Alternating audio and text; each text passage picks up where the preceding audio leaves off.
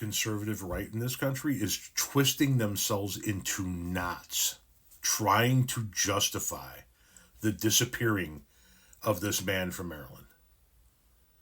They are trying everything they possibly can to justify this administration taking a man who, once again, this administration admitted in court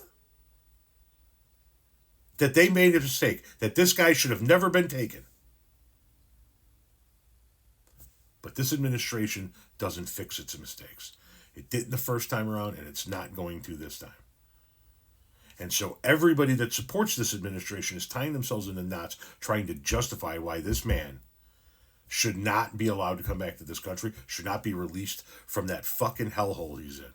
And Jesse Waters, one of the dumbest motherfuckers on that side of the aisle, says it's because of a Bulls cap, because he wears a Chicago Bulls hat. And that proves he's in a gang. No, I'm not joking.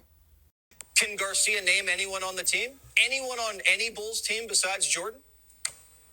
Everyone from El Salvador knows what it means when you wear a Bulls hat. It means you're MS-13. It didn't stop there. You can see up there in the first paragraph what he said about, if you wear a Chicago Bulls hat, that means that you're MS-13 and you hang around with high-ranking gangsters if you wear a Chicago Bulls hat. That's an interesting take.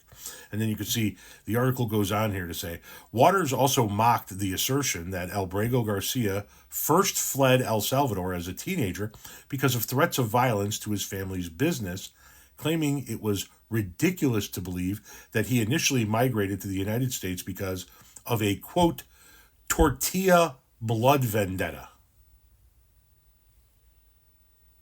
Yeah, that's what he said. This entire notion is fucking insane. A Chicago Bulls hat triggered a man's deportation, and profiling of such apparel and tattoos could be on the rise. Kilmar Abrego Garcia alleges he was arrested in 2019 and accused of affiliation with the notorious MS-13 gang based on two pieces of evidence.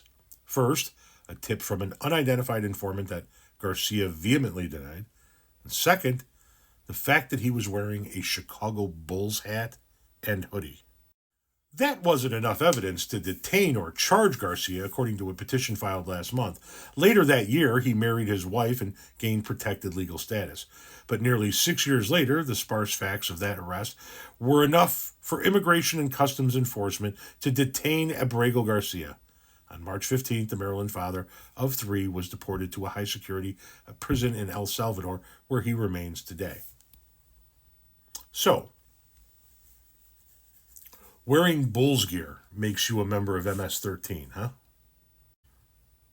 Damn, I guess Penny Marshall was a gangsta. Rapper Soulja Boy? Yeah, he's definitely MS-13, right? And Lord knows the super fans, they're all high-ranking MS-13 officials, yeah. If your assertion is that we should be picking people up who wear Bulls caps because that's an indication that they're probably an MS-13, you're dumber than a bucket of piss.